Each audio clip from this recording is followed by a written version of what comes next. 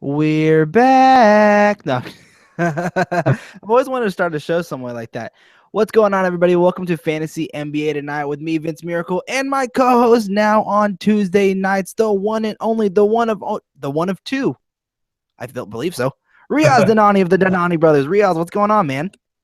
Hey, how are you today, Vince? I'm pretty good. We did Fantasy NBA today, earlier this evening, or earlier this afternoon, I guess you'd say. And now during the middle of this show, we have the Kings game going on. And for those who don't know, I am in Sacramento, and I happen to be a Kings fan. So this is a nice little thing we got going on tonight. How about yourself? No, I'm doing well, man. I just finished blurbing some of the games here, and so I'm ready to get some dish in there for the readers tomorrow, and um, you know, just recap some of these games. Nice. And for those who don't know what this show is, here on Fantasy NBA Tonight, we like to take all of your fantasy basketball questions. And all you have to do to get your questions here on the show is leave your questions down in the live chat, and we'll answer them here live on tonight's show. But Riaz, as our viewership starts going up a little bit and we wait for the viewers to actually start coming in, let's start letting these guys kind of know a little bit about you. So I know you've worked in the draft guide. I know you've been working here for a hoop ball for a little bit. What have you been bringing to the team, and what have you brought to the draft guide? Sure. So far for the draft guide, I covered a couple of teams. Talked Raptors, Spurs, Knicks, and so covered some of those teams. Also wrote a couple of articles on punting. So we did some percentages, and so the percentage prize article, that's me. And recently, and I'm not sure if it's up yet, but it should be coming up any hour now or maybe tomorrow morning. I also have the punting strategies. So those funky categories, if you're punting points or assists, definitely be on the lookout for that. That's coming up here right before you guys get into your drafts. Well, that's something very interesting to talk about, because over this past week and a half, we have actually had a ton of questions on a punt strategy and how you want to start addressing that. How do you punt free throw percentage? How do you punt field goal percentage? Who are the players that you need to be targeting? So if we get any of those questions, now would be, or if you guys have any of those questions, tonight would be that night, because we have the guy who actually wrote for the draft guide on that one topic. So again, guys, as the viewership starts coming up here a little bit, we are answering all of your fantasy basketball questions here on Fantasy NBA Tonight with myself, Vince Miracle, and my co-host now moving forward on Tuesday nights, the one and only Riaz Dhanani. Riaz, quick question. I know your brother's actually going to be on the daytime shows, but how's the brother rivalry going? Have you guys been playing some basketball? Have you guys been winning? Have you been winning?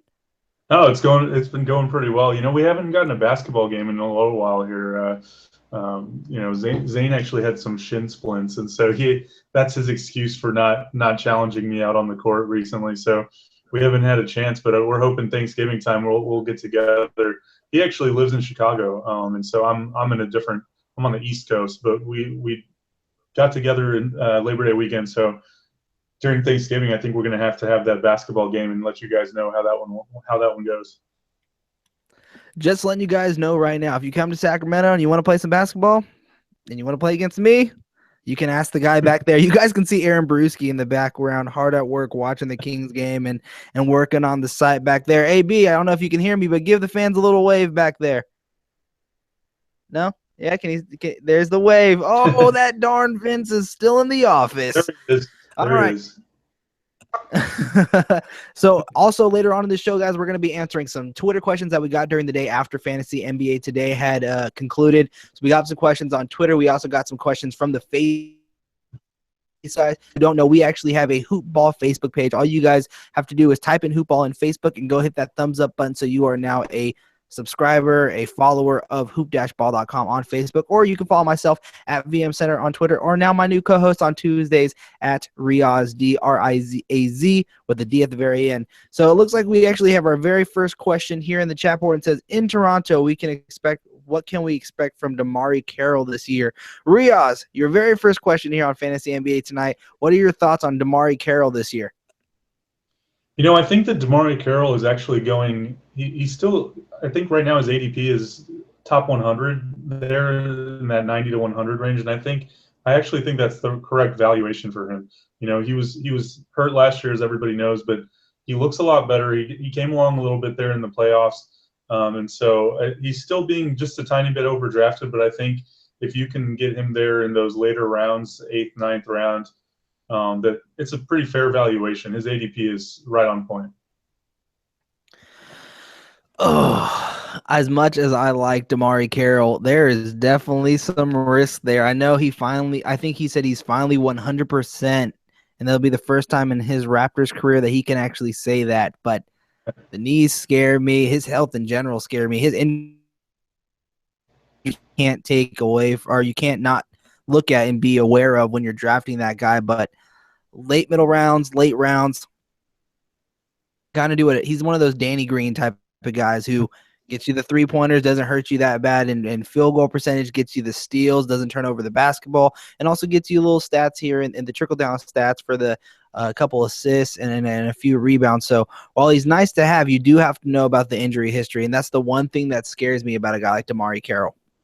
As we move on to the next question here, it says, when will Jrue's holiday be over? Very, very clever. Like it.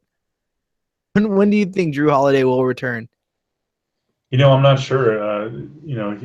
It's funny because I'm feeling like this time off might actually help him, and so it seems like it's going to be week to week, and so it's one of those things where you might have to hold on to him there for a little while. I'm not exactly sure when he's due back, because they've been actually pretty sketchy with that news. But obviously he's a fine player to have. And so just have to hold on for a couple of weeks. I do know that they had already had their child. They had their daughter. And then so I believe that they already are moving into the surgery for his wife. Right. That's actually happened yet. The timetable is unknown. They said that they're not going to make him come back at a certain time. They're going to let him be gone and stay with his family and care for his family for as long as he needs to. So I don't know really about a timetable, but it wouldn't surprise me if he's back a lot sooner than people think.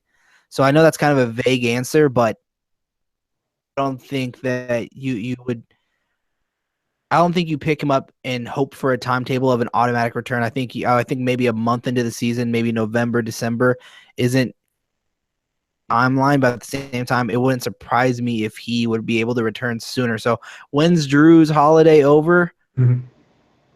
Question mark on it. As we now move on to the next question here, and this question is from Suk Hajit. I'm terrible with names. I hope I didn't, just butcher that. But his question is, Mike Conley has had an incredible preseason and looks really comfortable out there. Is he a player worth reaching for? He's ranked pretty low. I think he's in the 50 range. What are your thoughts on Mike Conley this season, Riaz? I think he's actually going to have a really good season. It kind of depends on the format that you're looking at. So I feel like his value is actually higher in 9-cat leagues. So he might be one of those guys that you reach for in that 4th round there. Excellent pick in that 4th round. And if you're punting field goal percentage, his value even rises higher. So I'm actually looking at Mike Conley in a lot of my leagues, and I think that you guys should too. I think he's a fine player this season. There's some worry for me with Mike Conley as I'm pulling up his stats right now as I'm talking, but over the last 3 seasons, his numbers have started to hit a decline, and that's something you definitely want to be aware of when you're looking at him. Yes, he got paid, but that didn't change the player of who he is or what you've seen over the last 3 years. You have Marcus all healthy now. You have JaMychal Green taking over the starting position at power forward now for Zach Randolph, and so they're going to be running I don't know about a new system, but they have a new head coach now. Now that Dave Yeager is in Sacramento. What to expect from Mike Conley? I think he's ranked at a pretty reasonable position right now, being in the top 50. I think he has a chance to exceed his ADP. And like I said, his stats are starting to come on the decline. What are you supposed to be expecting from a guy like Mike Conley? I think is a bit of a question mark this season, just because he's going to get you maybe like 16 points, 6.5 assists. He can knock down 3-pointers. He's a pretty efficient player, but he stay and how much or how big of a win total are the Memphis Grizzlies expected to get? So, they're the same exact team. Chandler Parsons is there to take the ball out of his hands a little bit more. Maybe Mike Conley can add a couple more threes to his game, but I think where he's ranked right now isn't a crazy place of where you want to go draft him. So I like Mike Conley, but I'm not reaching for him. I'm not prepping into drafts to go and get him a round or two earlier than what he's projected to be around. But I thank you for your question. As we now move on to the next one here, and it says Adams possibly having a big year. Yeah, it's just preseason, but he looks good. What are your thoughts on Steven Adams, Riaz? He does look really good, and his Olympic run is actually one thing that also made people really, really zero in on him. I think the hype kind of got there over that summer in the offseason. But then, he had some injuries preseason, so his value has kind of been fluctuating a lot. But he has been dominant lately, and he's one of those middle round picks that you're just, if you're looking for a big man to get you those big man categories, those double doubles, I think that he's not a bad choice in those mid rounds. So it's kind of dependent on your draft strategy, but I could see him in 9-cat leagues putting up top 100 numbers. 8-cat, I'd be a little bit lower than that, maybe top 110 or something like that. So, but yeah, he has a good chance for success this year for sure. Yeah, I mean, I think that Steven Adams is going to be on the floor for OKC this season. He's going to be a guy who's going to have a nice field goal percentage. He doesn't kill you from the free throw line. Enes Kanter is next to him, though. So, I mean, Enes Kanter is going to get more touches down on the low post, and I think off of to where Adams is more going to be a guy who's going to be getting the offensive board, getting a lot of putbacks, or getting a lot of driving and dishing to him in the low post for him to get a dunk. So, I don't know about a breakout year or what you would consider a breakout year, but I do think you're going to see a statistical jump from Steven Adams this season. So I appreciate your question. I hope we answered it. As we now move on to the next one here, and we're actually going to go onto our Twitter question that we had earlier today. So again, at VM Center, at Riaz D, or you can always tweet the site at Hoopball Tweets with all of your fantasy basketball questions, and we'll answer them either live on Fantasy NBA Tonight, where we do a lot of our majority of the show is do answering all of your fantasy basketball questions, or you may get lucky and we answer it on Fantasy NBA Today. So our Twitter question came in from Jason Moore, and he said, sorry, as I'm scrolling down my Twitter timeline, I'm in a 10-cat 8 or a 10-team 8-cat league and drafting on ESPN. I'd appreciate you naming a few guys to target in the last rounds if you can. So who are some guys that you're targeting in a 10-team 8-cat league towards the end in the later rounds of your draft? Are there certain guys that you're looking at saying, I consider him a late round guy? Sure, it's funny because even tonight, Tyler Johnson had done a really good job, and he's seen in the fantasy community kind of as a handcuff for Goran Dragic, but I think that he'll have some chances there to perhaps start alongside Goran, and so he's one guy that's not on people's radars, but I could see him being a really hot pickup, especially if Dragic was to get injured, but even standalone himself, he might be a solid pick. It's interesting because recently my drafts have been coming up too, so I'm doing a lot of research myself on who can climb up there on some of these lists, and so we saw a lot from Norman Powell last season there towards the end, and that's another guy that could have some value coming up into the season, and so that's somebody that you might want to keep on your radar as well. You just took one of mine. That means great minds think alike, Riaz. Dan actually answered the question on Twitter as well to you, Jason. And some of his decisions were, or some of his choices were Willie Cauley-Stein, Matthew Dellavedova, and Ish Smith for the short term. I'm not a big on Ish Smith in the late rounds. I mean, he's gonna hurt you in field goal percentage. He's gonna hurt you from the free throw line. Basketball, so he's really just good for maybe a couple steals and the assist category, and he may have the game where he gets you 16 points, but I'm not a huge fan of Ish Smith.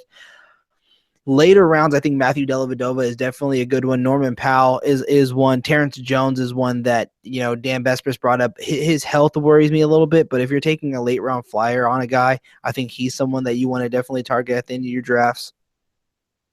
So many different players, especially in a 10-cat, where you can say, who's that player that may be able to step up this season and produce, and that no one's really looking at. And we've seen it a little bit throughout the preseason, and maybe a guy that you want to snag as a late round flyer. Dario Saric, maybe a guy you want to target as a late round flyer. Yes, they're rookies, but with Gary Harris out missing the season opener, and I believe also the first couple weeks of the regular season, I could be wrong about that. And then Dario Saric now taking on big minutes with Ben Simmons out. Those could be guys that you target at the later rounds of your draft and bring them in and know that they're going to be getting minutes and are going to be able to put up stats. They may be inconsistent, but they're going to be having the upside to be a consistent either score for Jamal Murray, but really I think Dario Saric is the primary guy in this conversation. But put up numbers and fill up a stat sheet for you in the later rounds of your draft. So thank you for your question. As we move on to the next one, he actually has one more, and it says,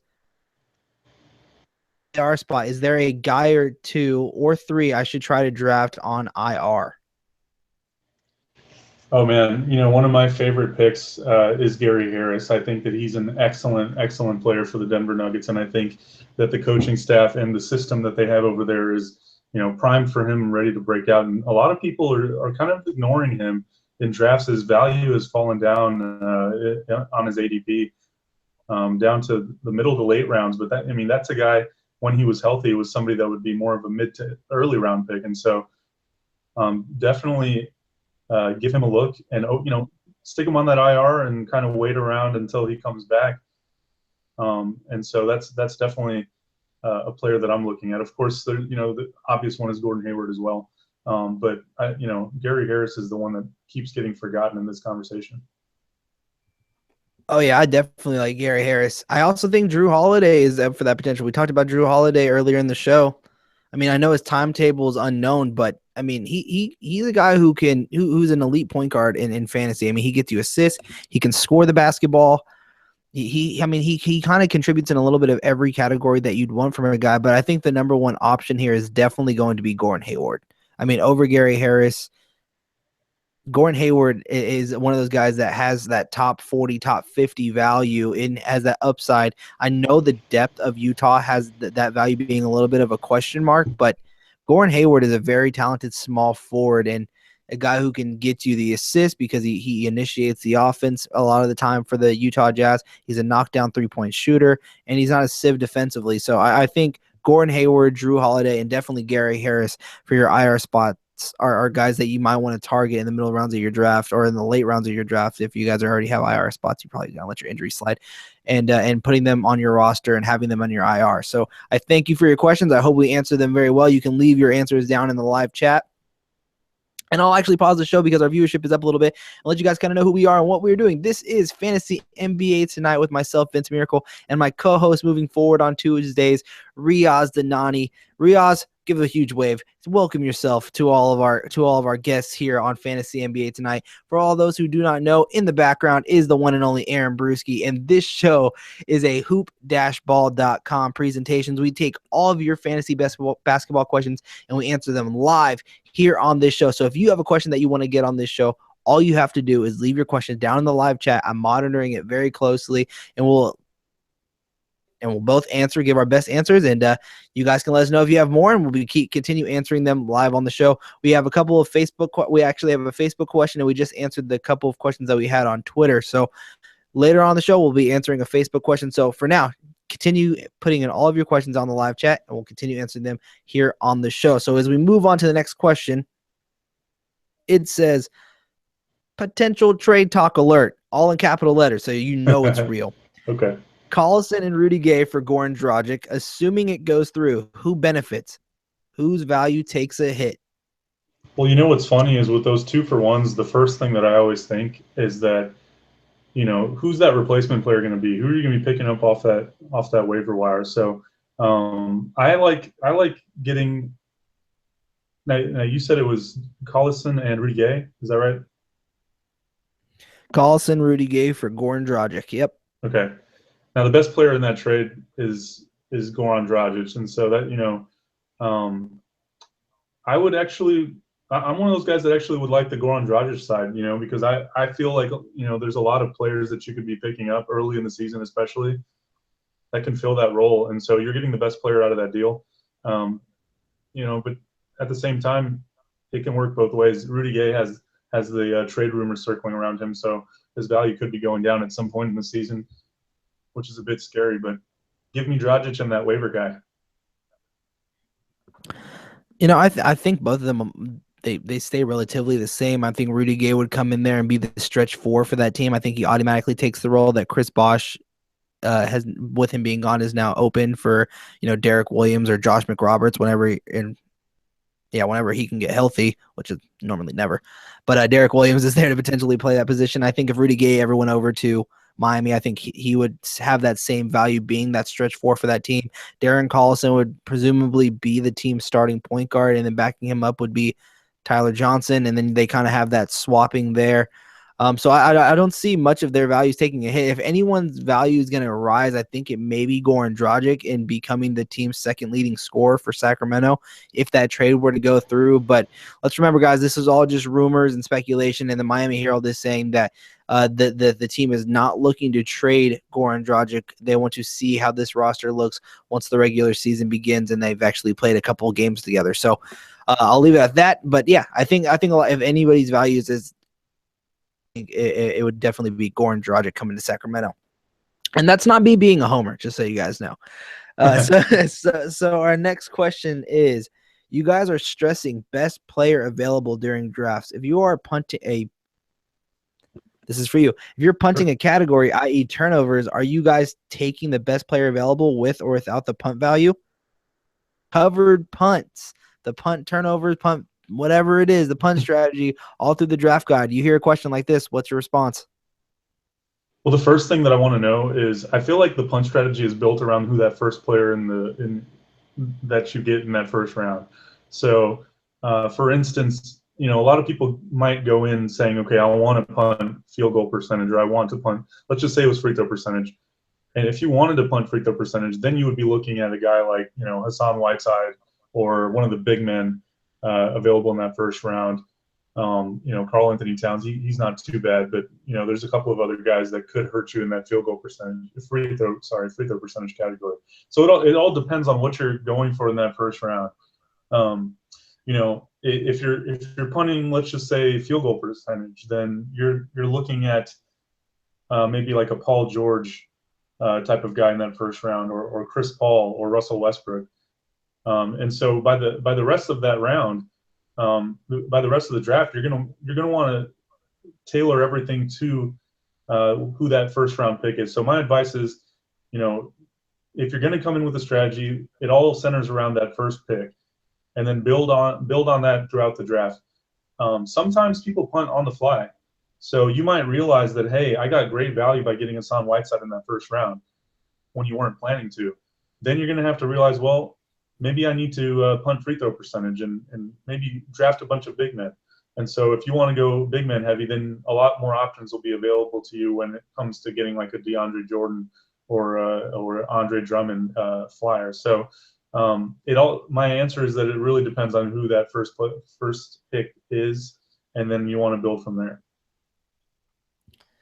Yeah, I think if you're punting turnovers and you kind of know that, I think you look at guys that are going to be a high usage player in the beginning. Maybe a guy like DeMarcus Cousins is someone that you want to target in your very first round if you're looking to start looking at your first round pick all the way to the end. But I think for me, when I start doing a punting strategy, it kind of just that first pick is. So if I'm like the 10th pick in the first round and a guy like DeMarcus Cousins falls to me there, okay, well, my turnovers are going to probably be, up and down throughout the season. My field goal percentage may be up and down. So maybe I start looking at the guys that either fix one category and I ignore the other. So let's say I'm looking for guys that can up my field goal percentage, but then I ignore turnovers. I mean, that's something that you have to kind of start strategizing then. But I mean, talented players in those early rounds of your draft to where you don't have to define what you're doing until maybe the end of the fourth round, where you're like, okay, let's see what my team kind of plays out with. I got DeMarcus Cousins, then I followed that up with a John Wall, and then in the second round. So I mean, maybe you're playing around with it a little bit and seeing what these guys' deficiencies are, and you want to start, just riding with that and just start addressing all the positives that your first 4-round players brought you. So, I mean, I think with turnovers, it's one of those things that in a 9-cat league, I don't really like punting. So, I mean, if I punt anything, it's free throws. I mean, because that opens the door for big men. So, I think that would be my suggestion, as well as going off with Riaz. If you're going to start doing it from the beginning and you're going to work it till the end, I think you just have to find your players' deficiencies. And I hope that answers your question. As we now move on to the next question here, Riaz, it says, Philly seems to have a bit of a logjam at center, but also at the wing positions. How will minutes be managed between Covington, Dario Saric, Jeremy Grant, Hollis Thompson, and Gerald Henderson?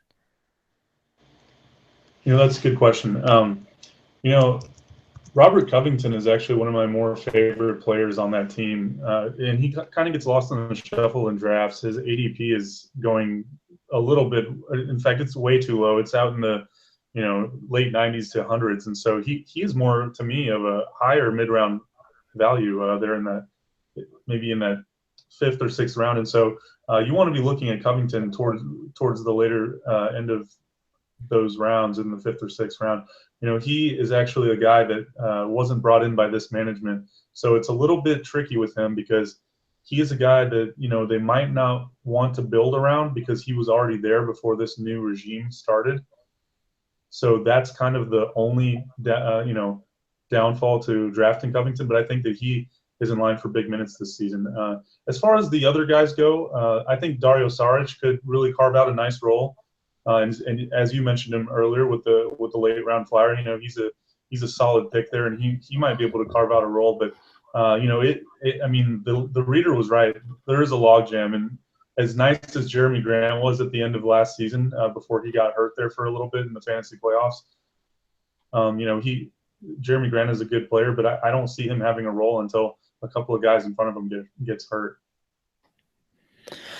So I know they're talking about Jeremy Grant playing the 3 if he can start knocking down the 3-point jumper. Dario Saric is in for a lot of minutes. I think that's almost a guarantee. They're looking at him and saying, that's going to be the guy that's going to get the majority of the minutes now that Ben Simmons is out. Gerald Henderson, I think, is going to be on a minute restriction for a little bit of the season, and probably the majority of the season, because he's also an injury-prone guy. Hollis Thompson's just a 3-point shooter, but he was off the bench and inconsistent throughout the year. So, I think you're going to see their key guys, and I think Brett Brown will go down to the younger guys with Jeremy Grant, like a Dario Saric, like a Robert Covington. Robert Covington, I believe his nickname is Sir Robert Covington, which I think is an amazing nickname. And he's one of those guys who can get really hot and help your team in a lot of different ways. His field goal percentage is completely inconsistent. He does turn over the basketball, but when he's locked in and he's hot, he can get you the steals, he gets you the 3-pointers, he gets you the points, he gets you the rebounds, he gets you the hockey assists, maybe he gets you like 1 or 2 a game. But when he's cold, he's ice cold. And sometimes that ice cold streak can last for a little while. So that's the one worry I have with a guy like Robert Covington. But yeah, we were talking about late round flyers at the end of your draft. I think Robert Covington is one of those guys that you can have on your list and say, I'm picking him up, and I can actually have a guy who can fill up a stat sheet at the end of my roster because I'm picking him up at the end of my draft. So pretty sure it does. Is there anything else that we're missing between those two the two forward positions? And any thoughts on Joel Embiid while we're talking about the center position in Philly? Joel Embiid is actually coming along slowly in preseason, but he's had some nice games, and so he has the chance to be, a very good flyer pick, and I think he's actually going to get a lot of momentum here during draft week as a momentum high type of pick. And so I'd say in the late round picks, you definitely want to target a guy like Joel Embiid, especially if you're punting like free throws or something like that. Then he's a slam dunk option there later on. Alrighty, guys, as we now move on to the next question, and it says, I have the first pick in my draft, so I plan on getting James Harden in a 9-cat head-to-head league. All I'll say is, heck. So I'm going to move on to the next one. It says 9-cat head-to-head. After Lillard tier of point guards, who would be the next 3 you draft? So after Damian Lillard, who are some point guards that you're looking at? Probably, I'm guessing in that 4th round. Let's see. Off the top of my head, I think Isaiah Thomas is a solid pick there. There's a tier after Damian Lillard, even in that 2nd round.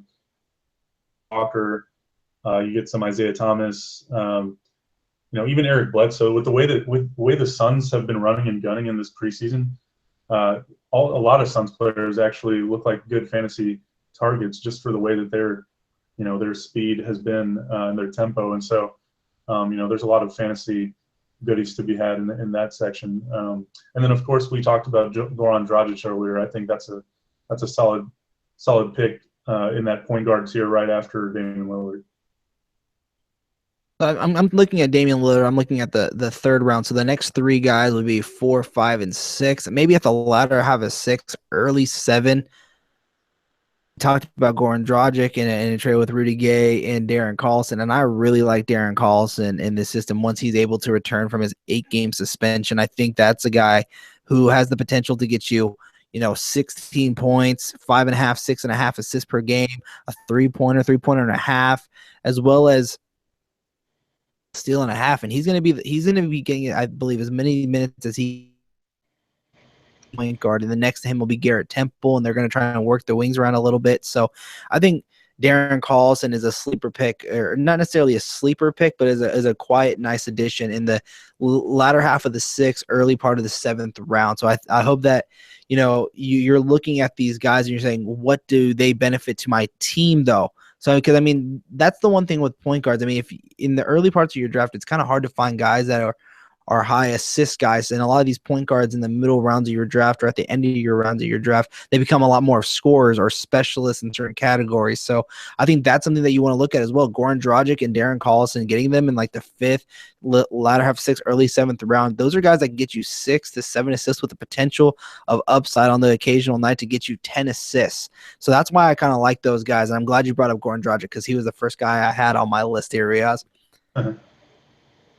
So as we move on to the next question here, it says if you're on the board at picks 10 and 11 and CP3, Anthony Davis, DeMarcus Cousins, and Hassan Whiteside are available, which 2 do you take and why? I have my 2 right off the top of my head, so I'll actually throw this one to you and let you answer this one first. Okay, so is this somebody who's taking both picks? Is this a 10-cat league, or sorry, a 10-man league at the turn there? Yeah, so this is okay. It's a 10-man league. So he has the 10th and the 11th pick going into the second round. Hassan Whiteside, Chris Paul, Anthony Davis, and DeMarcus Cousins are all available. Which 2 are you taking? There's so many different ways you can play this, but I think Anthony Davis has to be one of them. There's a lot of worry about his injury concerns, but he is just, he was like the consensus number 1 pick last season for a reason. And the only reason why he's going any lower right now, it's not because he has declined at all. It's because of his injury scare. But I would definitely have Anthony Davis as one of them. The other one, like I was saying, you go a lot of different ways. If you wanted to stack up on blocks, you would win that category outright if you took Anthony Davis and Hassan Whiteside. And so that would just provide an excellent stat there that you can just dominate. For me personally, I think I would go I think I would stick with Hassan Whiteside. I think I would go with Davis and Whiteside and have some twin towers on my team. We have one of the same players. The other player we disagree on, and I think you'd see him fall in your draft, and that's Anthony Davis because of the injury risk. The fact that he's injured right now and he's going to be missing the team season opener, or at least is likely to miss the team season opener, is definitely putting a question mark on how healthy can this guy stay and how many games will he be able to play during the regular season. So my 2 are going to be Chris Paul and Hassan Whiteside. And the reason why I'm talking about Chris Paul is because he's played, I believe, 72 games, and before that was 69 or 70 games over the past 2 years, and then he had that injury the year prior to that. So, he's going to be on the floor.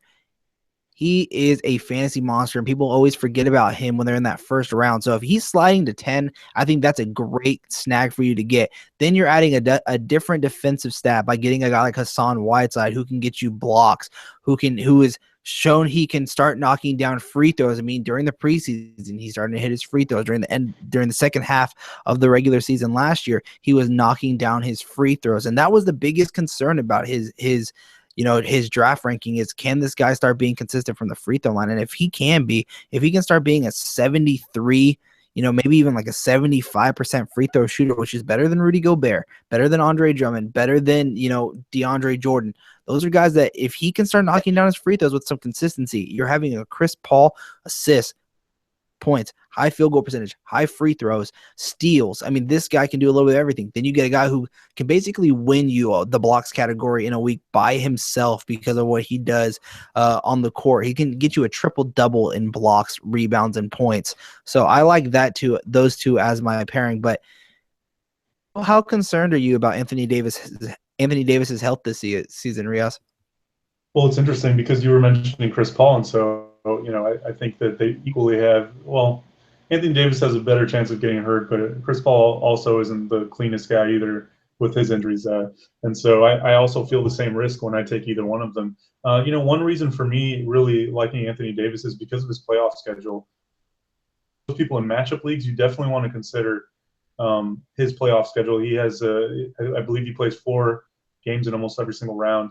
And so that's key, especially if the Pelicans find themselves in the playoff race, then he'll definitely be pushing it later in the season. But like I said, injuries are just part of the game, and so I just think that has the potential to be the top player, and there's got to be some seasons where he doesn't go down. You don't want to bet your first round pick on that every single time, but sometimes it's go big or go home. So in that situation at the turn, you're going to get 2 players there, and so one of them has every chance to be a stud, and the other one is a stud with an injury risk. All right, Riaz. Well, I'm actually going to go to the Facebook question this time, and unfortunately, because of how complicated the question was on Facebook, I told Eric, and that's his name, that I'd be answering it here on the show, and that's exactly what I'm going to do. He has a draft coming up on Saturday.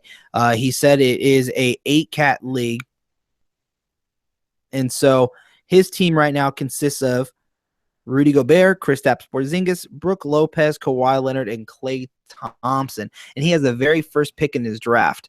And he asked me he asked us, but I mean, unfortunately, because due to Facebook reasons, I'm not allowed to show the picture. But he asked, who should he take with the very first pick? And I looked over the entire dynasty, and there's one guy that popped up right off the top of my head, and that's Nikola Jokic. He asked about D'Angelo Russell and Rajon Rondo, and in an 8-cat league, it has potential first-round picks. And I understand that reason, but this is a dynasty league. There's already a plethora of big men there. But out of those 3, Jokic, D'Angelo Russell, and Rajon Rondo, who would you pick with the number 1 selection? That's a no-brainer to me. I'm all in on the Jokic train this season. I think that he's an excellent, excellent pick, especially in for the first pick. I think he's even worthy of that.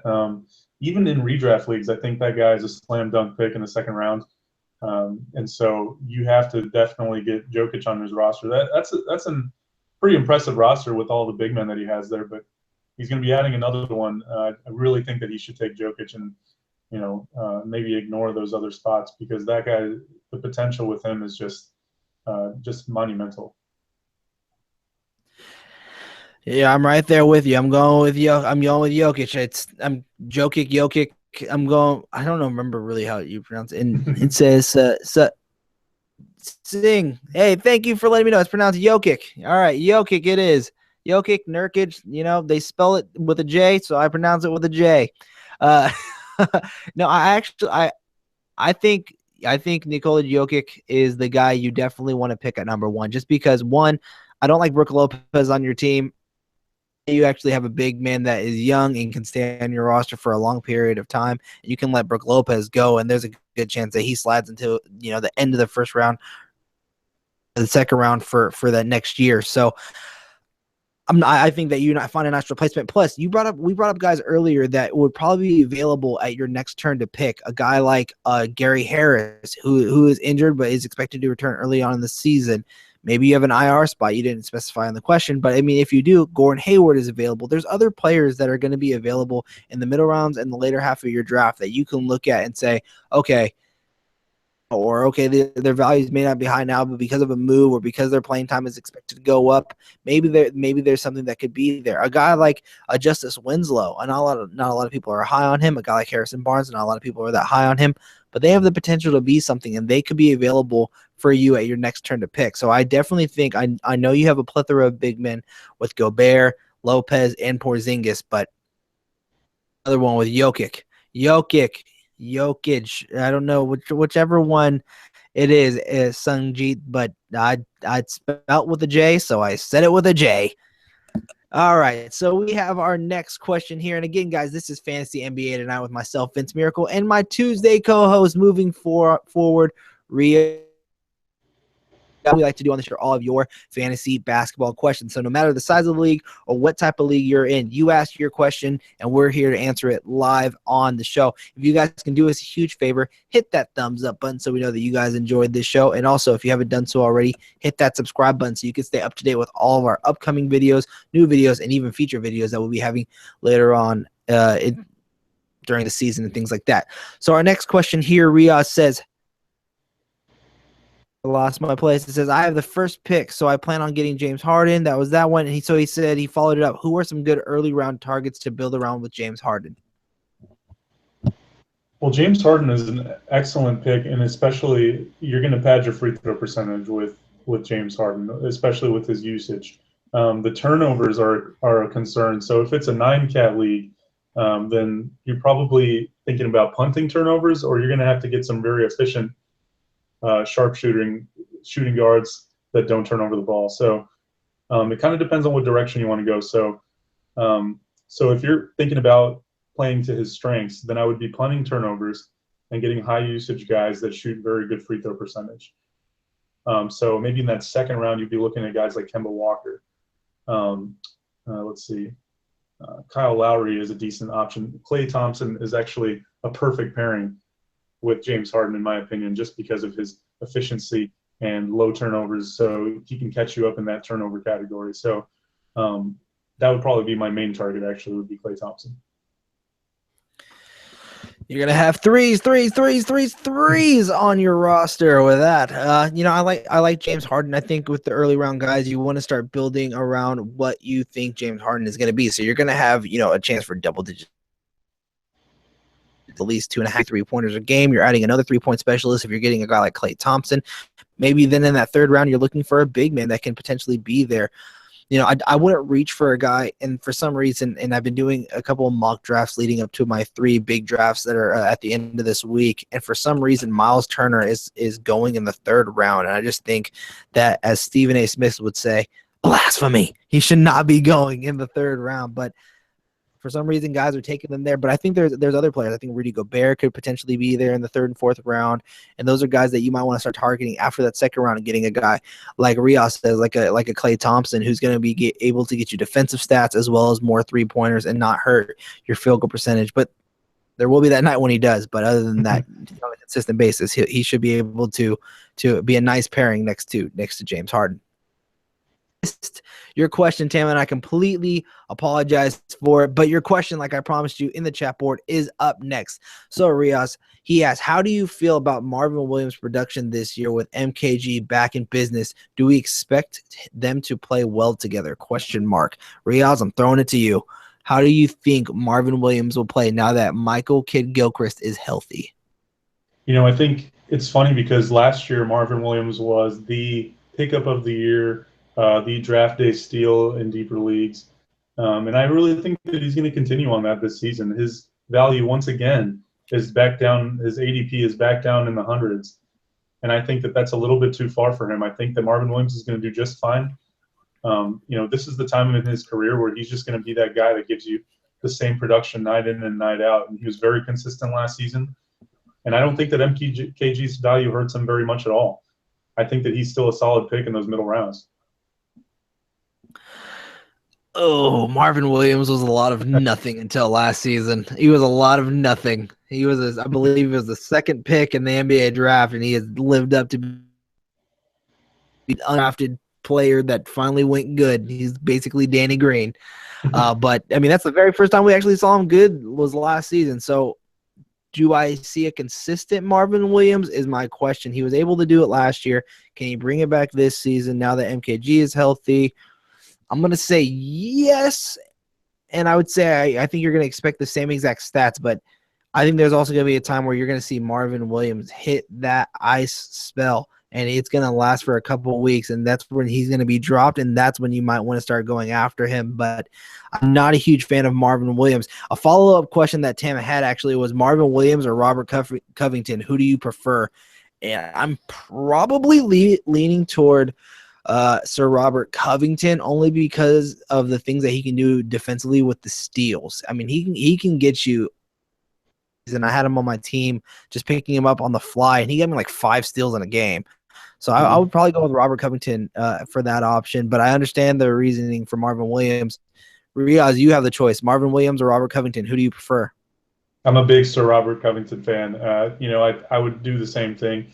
He really gets you, and I've had him on my team. I believe the last 2 seasons, he gets you those threes. He has the steals outburst game that really helps. Like you said, he'll have a 5 or 6 steal game, and so that's really key. He doesn't hurt you at the free throw line, and he gets a lot of usage on that Sixers team that needs an offensive guy, and so he'll get you the points too. And he's an exciting player to watch. I really like having Robert Covington, and that would be my choice. Both those guys are going to have their cold spells, and you just have to prep for that when you're getting them at the end of your draft. And who do you think can be the most consistent throughout the season? You brought up a big point about Robert Covington too that I think we didn't address on enough, and probably won't just because we want to get to more questions here. But he isn't James guy in Philly, so there's a good chance he could be moved this year. I know there's been rumblings about that from a lot of blog writers, but nothing has been official. There's been no official rumors out there from like ESPN or a Woj, but I think that's definitely something that you want to keep your eye on. But he is a guy who can play the 2 and the 3, and I don't think his minutes will ever be in jeopardy, even when Ben Simmons does return. So that would be a good sign for anybody who drafts him at the end of the year, who's worried about if Ben Simmons comes back in 2017, what does Covington's minutes look like? As now we move on to the next question here. It says, would you say Jay Crowder, Miles Turner, Trevor Ariza, and I believe this is going to be Aaron Gordon, are worth at least a 4th rounder, head-to-head 9-cat? So is he wanting one choice, or is he going for, going down the list with all 4 of them? Yeah, no, I think they just want to know if those guys are available in the 4th round, do you take them? So do you consider each of those, Jay Crowder, Trevor Ariza, Aaron Gordon, and Miles Turner considered 4th round picks in a head-to-head 9-cat league? I do believe that Jay Crowder is certainly worth a 4th round pick in a head-to-head 9-cat. He is a very efficient player. He gets you those threes and steals. He's a 3-and-D guy, and that's somebody that it's funny if you look at the punting strategies. There's so many instances where Jay Crowder is a perfect match depending on the category. So I definitely would like Jay Crowder. Let's see, who's it? You said Miles Turner. Miles Turner is actually in line to have a pretty good breakout season. So he's somebody I would consider.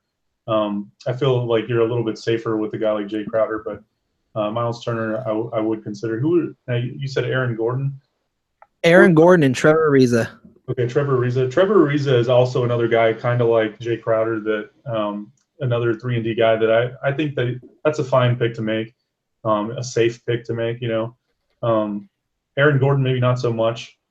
I would kind of be a little bit scared to take him with an early pick like that one. But yeah, the first 3, I don't think I would be sweating it much with Crowder, Ariza, or Miles Turner, but I might wait a few more rounds on Aaron Gordon. I think Aaron Gordon can slide maybe to Gordon this year. I think it is high. I like Aaron Gordon this season, coming in on a year where, Frank Vogel's talking about his ball handling ability. Frank Vogel has been talking about how they're going to be using him at the 3 and the 4. So he's going to be a versatile asset to the Magic this season. So I think he's someone that you definitely don't want to pass on. And people may not be that high on him and just look at him as a dunker. Miles Turner, yeah, I think maybe a late 4th round. Yeah, the upside is definitely there, but we only saw it in limited time last season. It's not like he was on the floor for a long amount of time, and he got that 30+ minutes a night. So that's where I have a little bit of my issue with him. But I mean, he's definitely worth it. And then Trevor Ariza is a guy that I think is the best fit next to James Harden in this Mike D'Antoni offense. And Riaz, I'd love to get your thoughts on this as well, but I think Trevor Ariza is the person that they just cannot take off the floor. And we talked about it on yesterday's show. He is the team's I said arguably before. I thought Patrick Beverley could be in the conversation, but Patrick Beverley is now, possibly looking at surgery and could be out for a little while. So if that's the case, is this team's best defender, plus he can knock down 3-point shots, is a decent rebounder, is an unselfish player. You need him on the floor if you're the Houston Rockets. And if you can get him in the 4th round, while people might give you that look like, okay, I mean, that's an okay pick. I mean, if the Jay Crowder and Trevor Ariza are available, I think that's actually a very tough decision to make between the two. But what are your thoughts on Trevor Ariza? Or actually, even a better question, well, Crowder and Ariza, who are you taking? That's such a tough choice, and it's one that is a very realistic scenario there. It's funny because a lot of people would see them as more of a boring pick to take, and especially in the 4th round, but they end up, guys like that, the 3-and-D guys, end up making a nice impact, especially in 9-cat leagues, and they end up getting ranked in the top, 50 or 40 picks. And so I guess if I had to make that decision, I would still go with Jay Crowder. But I don't think there's a bad decision there. I think they're both neck and neck when it comes to deciding between those two. I don't think you can go wrong. But like you said, Ariza is definitely going to have every opportunity out there to be the team's best defender. I'm rolling with Trevor Ariza on that pick. I'm definitely rolling. I think the 3-pointers are going to be there. He's going to get you maybe like 2.5. It wouldn't surprise me if he averages 2.5 3-pointers a game, as well as getting to the free throw line, maybe not on a consistent basis, but I mean, he can get you to the free throw line maybe 3 to 4 times a game, which would be great to see from Trevor Ariza. I think you'll see time where you see him as the small, or not before, as the power forward, and they go with this ridiculously 3-point shooting, no defensive lineup other than Trevor Ariza, where you see Ryan Anderson at the 5, Trevor Ariza at the 4. I don't know Eric Gordon at the 3, James Harden at the 2, and your 1 would probably be, I don't know, Patrick Beverley, just to say a name at some point this season. And that's just an ugly, gross lineup. I'm going to ask you this: over or under 45 wins, or over under 43 wins for the Houston Rockets this season, Riaz? Oh, you're asking the wrong guy. I'm a Dallas guy, and I'm not a fan of Houston. I'd actually have to give them some credit. They might actually surpass that amount, and let's just give them 44 wins this season. So you're going to go over on my 43 prediction? I'm going to have to go over, and I'm going to get a lot of slack for this from the buddies in Dallas. Yeah, I'm going to probably go with the under. I mean, they just have no defense. I know that preseason they're outscoring everybody, but that's all they're doing. I want to see a team that can match up well with their type of lineup and just start locking them down. So, I mean, I'm going to go under on 43 wins. I mean, I honestly think that they're going to be battling for like a 7th or 8th seed in the Western Conference. That's how low I am on the Houston Rockets. So all you Dallas guys that are watching because of Riaz, because he retweeted it, and you're like, oh, that's my boy, Dallas, whatever. Yeah, no, they're not going to be as good as you think they are. As we move on to the next question here, it says, oh, this is from Tama, but this is from Tama's friend. And it says, should I trade Jabari Parker for Jusuf Nurkic? I am desperate for blocks and boards. I already have my answer in my head, but I would love to hear your thoughts, Riaz. Would you make a trade for Jabari Parker for Jusuf Nurkic? I hope I pronounced that right, Sanjeet. Again, here at Hoopball, I think that we're all on the same page with Nurkic being a standout player this season. And I think that you definitely have to make that trade. If that trade is offered to you, and especially with the needs that you said that you need this season, Jokic is a breakout player, and you can see that in the draft guide. And so I don't want to say too much about some of the extra measures there with Jokic, but yes, I would definitely have to make that trade. Yeah, I'm going to go with a no on that one. So we are opposite, and I love that because it gives us time to debate some stuff whenever, this type of situation happens to arrive. And so I am a huge fan of Jabari Parker this season. Why? Because Chris Middleton is out, and Jabari Parker is going to see time at the 2, 3, and the 4. And I think he's going to take full advantage of it. They need a guy to start shooting 3-pointers. He's going to be that guy. He's also not a bad rebounder. He played the 4 last season for Milwaukee. So expecting 6 to 8 rebounds a game, as I think is a decent expectation for a guy like Jabari Parker. And although Jusuf Nurkic may get starters minutes, I don't think he's going to see starters minutes to start this season. And also, I keep talking about it on yesterday's show and a little bit earlier today on Fantasy NBA Today. For some reason, is talking about this super small ball lineup that he has, and they can start running out there in Denver.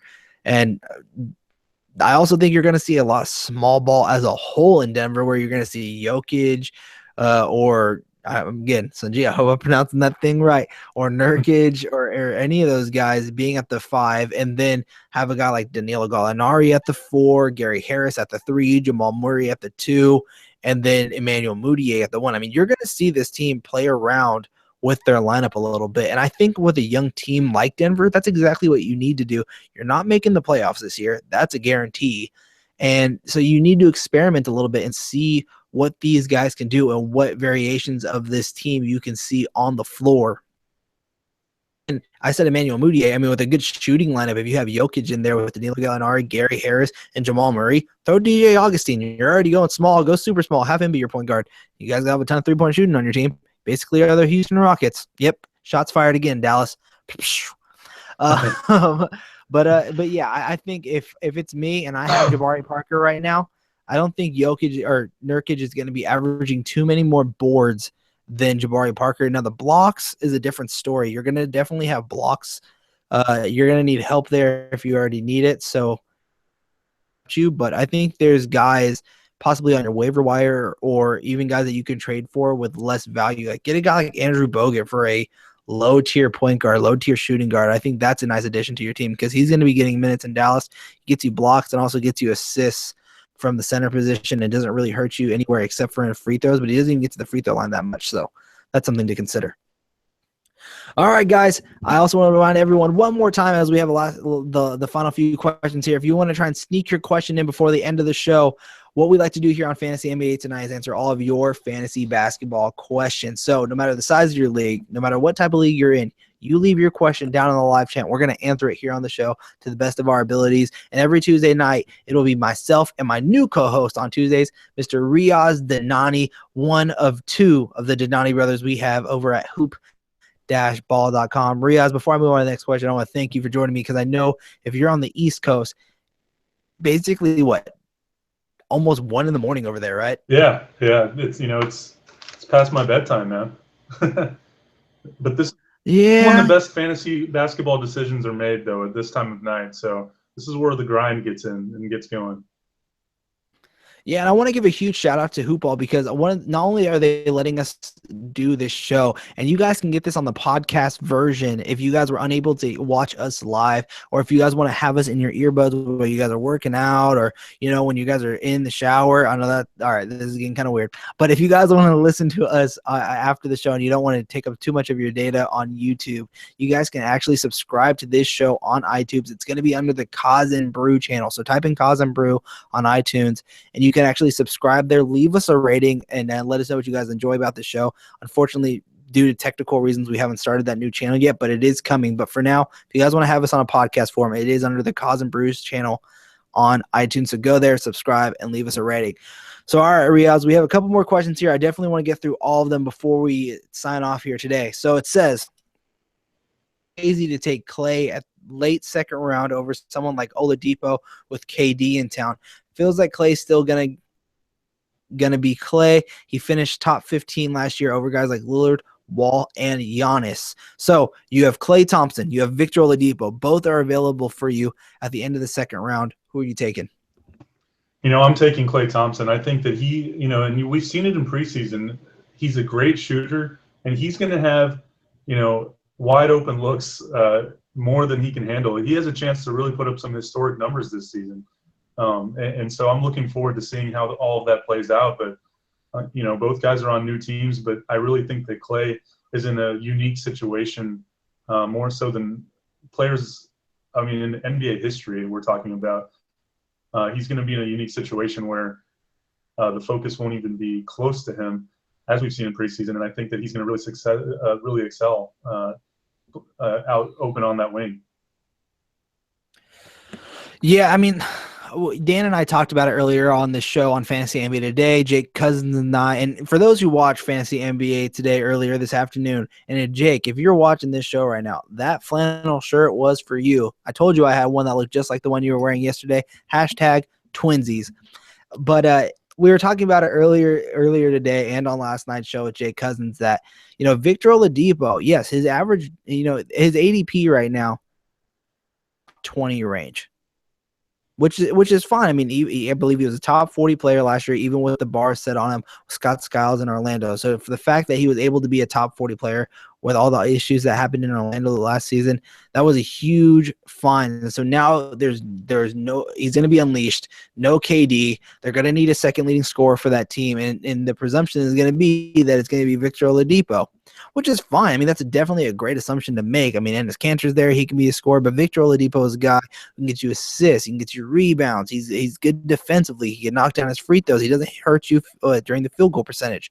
So, yeah, I can see why he's going to be a top 20 guy, but he has to still live up to that potential. I mean, what you're picking him in that second round for is that potential. Same thing with a guy like Jokic. I mean, you're picking him for the potential for him to meet that ADP of where you're actually drafting him from. So you got to remember that. They've actually never exceeded what they've had. They were top 40, maybe top 35 for some of these guys. Jokic, you saw what he was at the end of the year. You saw what he was during the Olympics. So you're hoping, after what I've seen,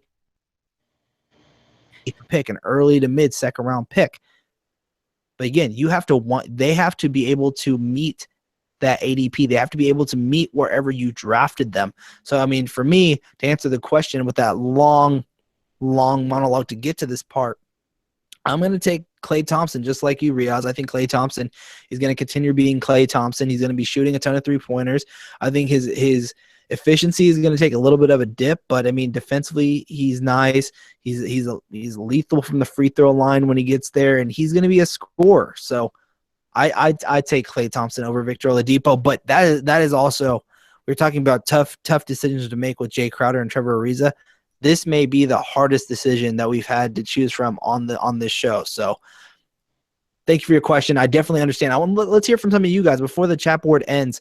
Actually, by the end of the night, you guys let us know, who would you take, Victor Oladipo or Klay Thompson? You guys start leaving your guys' names down in the live chat, and we'll see who has the most votes at the end of the show. Move on to the next question here. Riaz, it says, Gorgi Dieng is my best power forward, but ESPN will only let me play him at center. How likely is that they will change the positioning for my boy?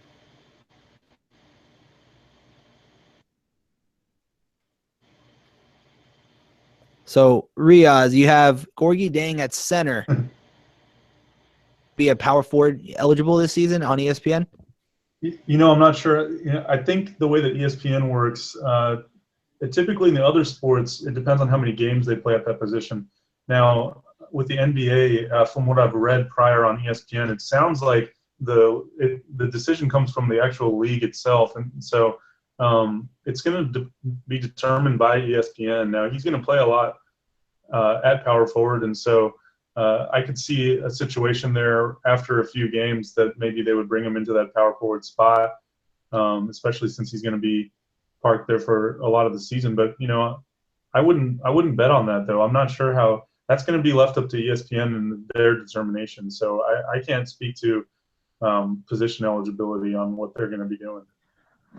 Yeah, I think there's a good chance it stays that he's only a center on ESPN. I think in Yahoo right now he's a power forward center, but he's listed as the team's 5, and they already have Karl Anthony Towns as a power forward eligible center on that Timberwolves roster. So you're looking at Gorgi Dieng. Is he ever really playing power forward? No, the majority of the time when he's on the floor, he is playing the 5. So I wouldn't count on that changing. And if he's your only power forward, I know you say he's just your best, but I mean, if he's your only power forward, you might want to start looking and trying to add another one to your team. So yeah, there's that. And here is, where do you draw the line for reaching for a guy like in 9-cat leagues? Feel like he could be worth a 4th or 5th rounder?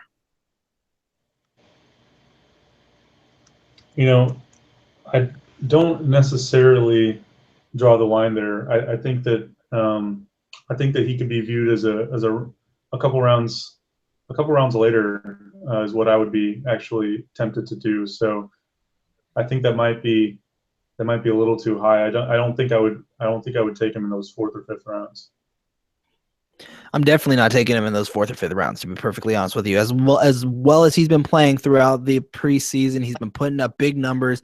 Again, you got to take it with a grain of salt. This is preseason, guys. I mean, this is D'Angelo Russell on a bad Lakers team. So, yeah, I mean, do I think he's going to have a nice step up this year? Do I think he has the potential to be a fourth or fifth round player? Yes, but like we were talking with Victor Oladipo, like we were talking about with Jokic, he has to be able to meet that ADP. He has to be able to meet wherever you drafted him. And I don't know if I'm willing to take a round early on a guy like D'Angelo Russell, who will have his inconsistency this season. But I mean, again, I'd say probably sixth round. Sixth round is where I'm kind of looking, maybe even seventh round for a guy like D'Angelo Russell. And I do believe he should be there around that time. All right, Riaz, we have reached the final question of the day.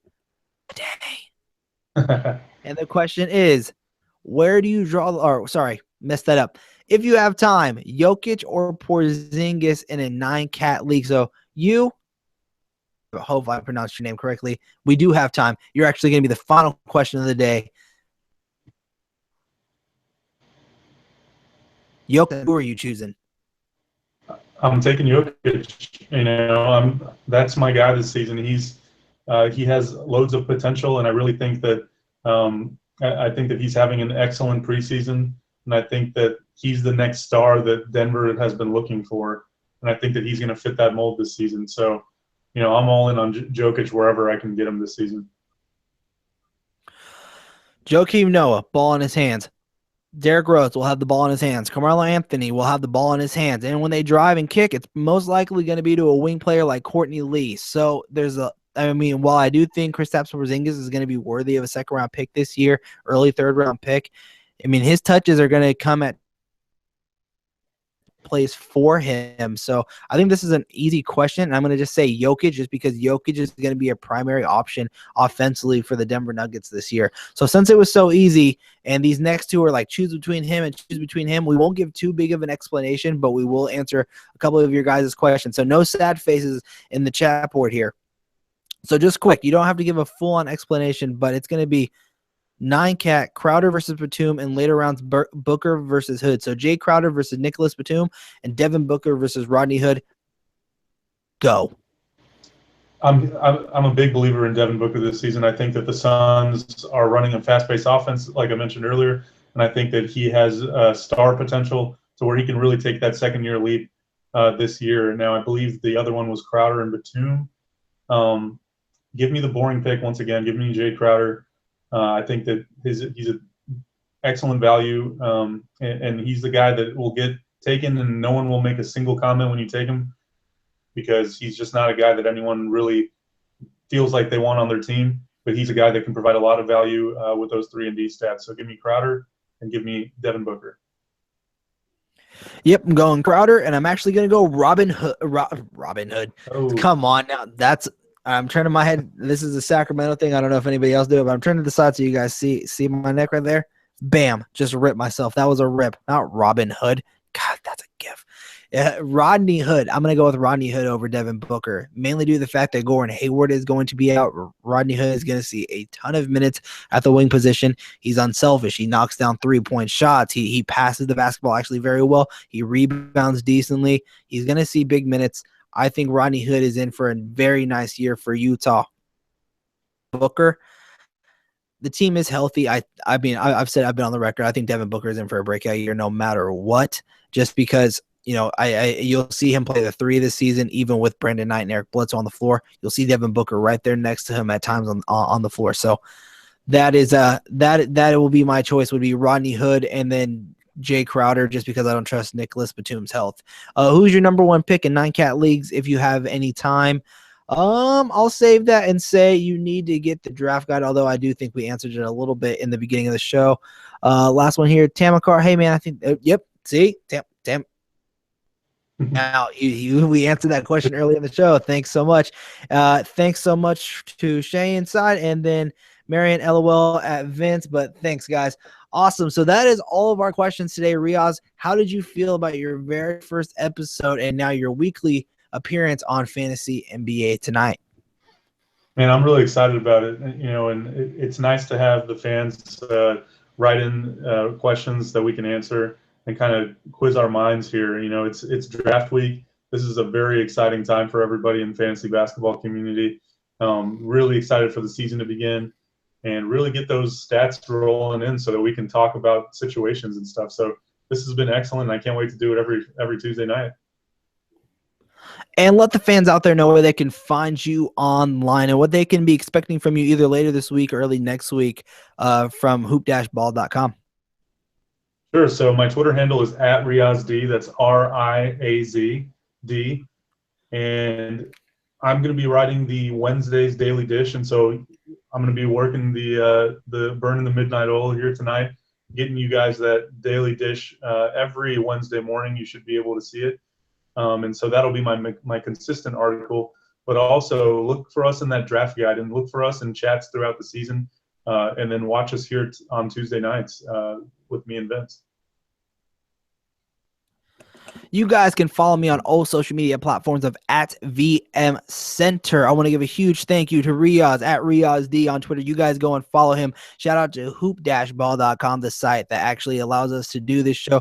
The man in the back, Aaron Brewski @AaronBrewski on Twitter. Follow the site @HoopBall Tweets. If you guys haven't done so already and you guys enjoyed this video, please hit that thumbs up button so that we know that you guys liked it. Hit that subscribe button to get all up to date with the videos that will be coming out, and staying tuned for every new show comes out. Tomorrow morning, you'll be Dan Bespris and the other Dhanani brother on Wednesday's edition of Fantasy NBA Today and on Fantasy NBA Tonight. I will not be here. It will be Dan Bespris, and I believe the man who's sitting in the back over there, Aaron Brewski with Dan Bespris on Fantasy NBA Tonight tomorrow night. So this was my last night until Thursday. So I will not see you guys until then. Again, Riaz, thank you so much for joining me. You guys leave all of your guys' comments in the comment section below to let us know what you guys loved and disliked about this show. Subscribe to it here on YouTube. Subscribe to the Facebook page and bookmark hoop-ball.com. Go get the draft guide. And until tomorrow morning, tomorrow afternoon, tomorrow night, whenever you're watching the show, or until you see me again on Thursday and Riaz next Tuesday,